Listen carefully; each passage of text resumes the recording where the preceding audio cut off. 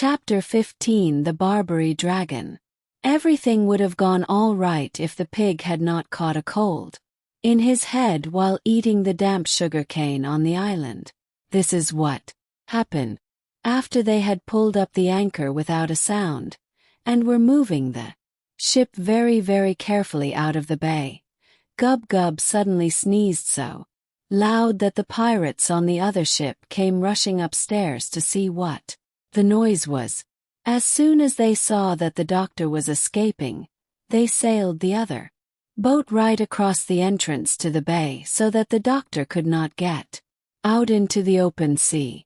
Then the leader of these bad men, who called himself Ben Ali, the dragon, shook his fist at the doctor and shouted across the water, "Ha! You are caught, my fine friend. You were going to run off in my ship, but you are not a good enough sailor to beat Ben Ali, the Barbary Dragon. I want that duck you've got, and the pig too.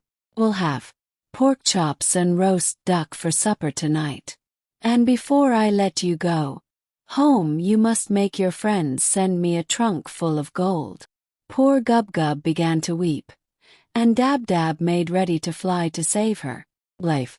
But the owl Tutu whispered to the doctor, "Keep him talking, doctor. Be pleasant to him.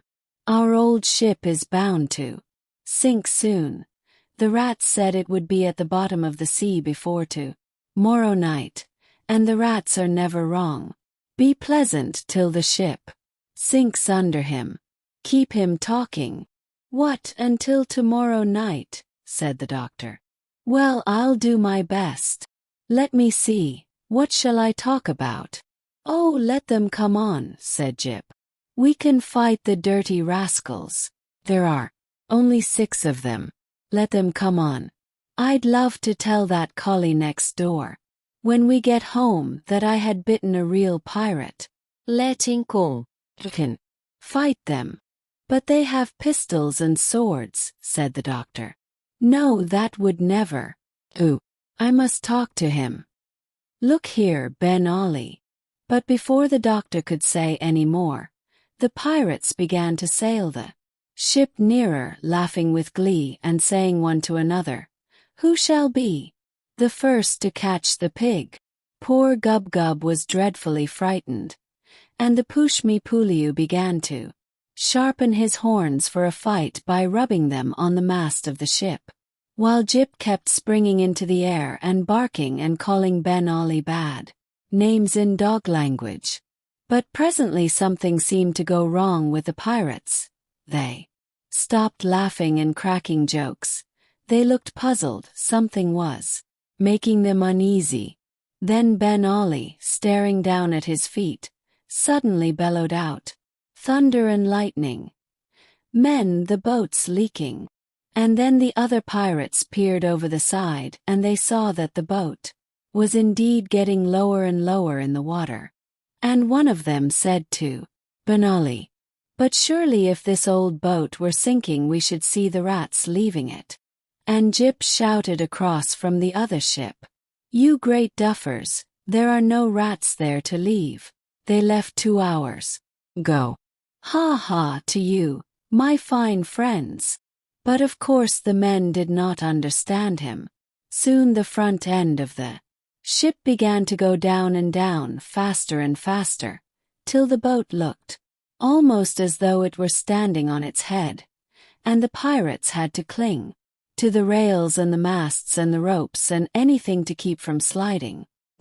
Then the sea rushed roaring in and through all the windows and the oars, and at last the ship plunged right down to the bottom of the sea, making a dreadful gurgling sound, and the 6 bad men were left bobbing about in the deep water of the bay. Some of them started to swim for the shores of the island, while others came and tried to get on to the boat where the doctor was.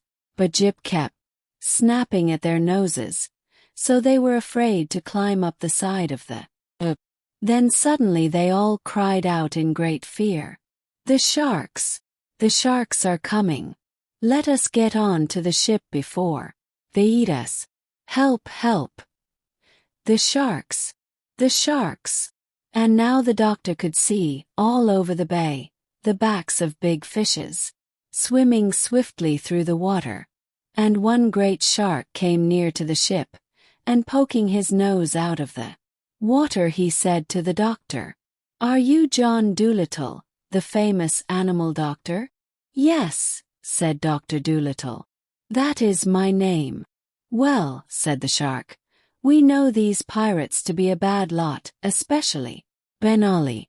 If they are annoying you, we will gladly eat them up for you, and then you won't be troubled any more." "Thank you," said the doctor. "This is really most attentive, but I don't think it will be necessary to eat them. Don't let any of them reach the shore until I tell you. Just keep them swimming about, will you? Please. Make Ben Ali swim over here that I may talk to him." So the shark went off and chased Ben Ali over to the doctor. "Listen, Ben Ali," said John Dolittle, leaning over the side. "You have been a very bad man, and I understand that you have killed many people. These good sharks here have just offered to eat you up for me, and 'twould indeed be a good thing if the seas were rid of you. But if you will promise to do as I tell you, I will let you go in safety." "What must I do?" asked the pirate, looking down sideways at the big shark who was smelling his leg under the water. "You must kill no more people," said the doctor. "You must stop stealing. You must never sink another ship. You must give up being a pirate altogether." "But what shall I do then?" asked Ben Ali. "How shall I live?" "You and all your men must go on to this island and be bird seed farmers," the doctor answered. "You must grow bird seed for the canaries." The Barbary dragon turned pale with anger. "Grow bird seed," he groaned in disgust. "Can't I be a sailor?" "No," said the doctor. "You cannot. You have been a sailor long enough, and sent many stout ships and good men to the bottom of the sea. For the rest of your life you must be a peaceful farmer.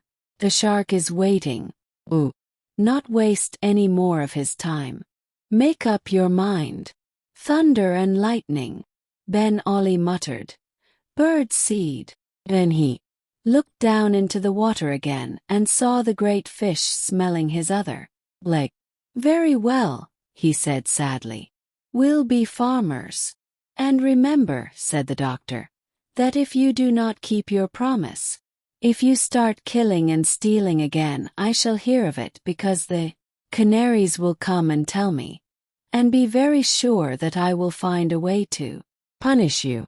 For though I may not be able to sail a ship as well as you, so long as the birds and the beasts and the fishes are my friends, I do not have to be afraid of a pirate chief, even though he call himself the Dragon of Barbary. Now go and be a good farmer and live in peace." Then the doctor turned to the big shark, and waving his hand he said, "All right. Let them swim safely to the land."